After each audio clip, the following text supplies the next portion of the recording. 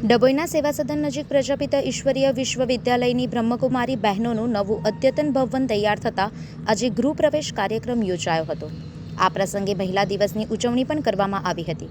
કાર્યક્રમમાં ડભોઈના ધારાસભ્ય શૈલેષભાઈ મહેતા, મહિલા અધ્યક્ષ મીરાબેન મહેતા તેમજ બ્રહ્મકુમારી ચંદ્રિકા દીદી સહિત અનેક મહાનુભાવો હાજર રહ્યા હતા. બ્રહ્મકુમારી જ્યોતિ દીદી દ્વારા મહેમાનોનું સ્વાગત કરવામાં આવ્યું હતું. ડભોઈ નગર અને તાલુકાના આગેવાનો તેમજ મોટી સંખ્યામાં સેવકો સેવિકાઓ ઉપસ્થિત રહી આ પ્રસંગને યાદગાર બનાવ્યો હતો. ઓમ શાંતિ.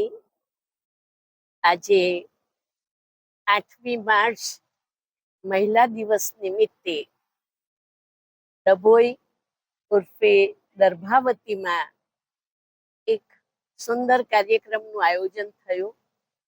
મહિલાઓનું સન્માન અને બ્રહ્માકુમારી દ્વારા સ્થાપિત થયેલ પ્રભુ દર્શન ભવનમાં શુભ પ્રવેશ. વ્યક્તિના જીવનમાં એમ કહેવાય ધરતીનો છેડો ઘર. આ એક એવું ઘર છે કે દરેક આત્માઓને પોતાના સત્ય ઘરનો પરિચય આપે છે.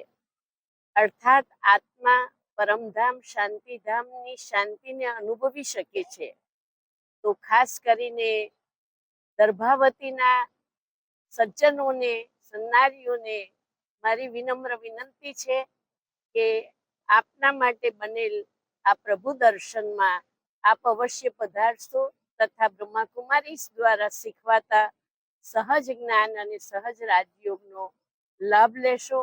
અહીંયાની તમામ પ્રવૃત્તિઓ વિનામૂલ્યે કરવામાં આવે છે અને મહિલા દિવસના સન્માનમાં આપના ઘરમાં બહેન, માતા, પત્ની જે પણ સ્વરૂપે નારી છે તે સર્વ નારીઓનું સન્માન કરશો એવી મારી અંતર્મનની શુભકામનાઓ છે.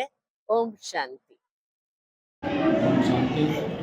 આજે દર્ભાવતી નગરીમાં પ્રજાપતિ ઈશ્વરી વિશ્વવિદ્યાલય બ્રહ્માકુમારીનું નવા સેન્ટરની શરૂઆત થઈ છે. એનો ગૃહપ્રવેશ સાથે જ મહિલાઓના સન્માન સમારોહના કાર્યક્રમ અંતર્ગત આજે અહીંયા અમદાવાદની પૂજ્ય ચંદ્રિકા દીદી આવ્યા છે અને વડોદરા અલકાપુરીના દિલ્હીના દીદી પણ અહીંયા આગળ આવ્યા છે.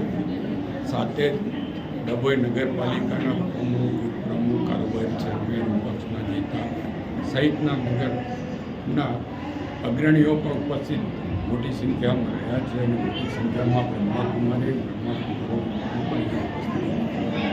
સુંદર પ્રભુ દર્શનનું નામ આપીને જે ભવન બનાવવામાં આવ્યું છે આ વિસ્તારમાં જે સેવાકીય પ્રવૃત્તિઓ બ્રહ્માકુમારી દ્વારા કરવામાં આવે છે, રાજયોગ એ બધાની સાથે સાથે લોકોને નશામુક્તિ કાર્યક્રમ હોય, આરોગ્યલક્ષી કાર્યક્રમ, યુવા પણ સમાજ ઉપયોગી કરવું આ કેન્દ્ર દ્વારા થતા હોય ત્યારે આ નવું મુખ્ય સેન્ટર દર્ભાવતીમાં થવાથી દર્ભાવતી તાલુકાના આજુબાજુના લોકોને ખૂબ મદદરૂપ થશે.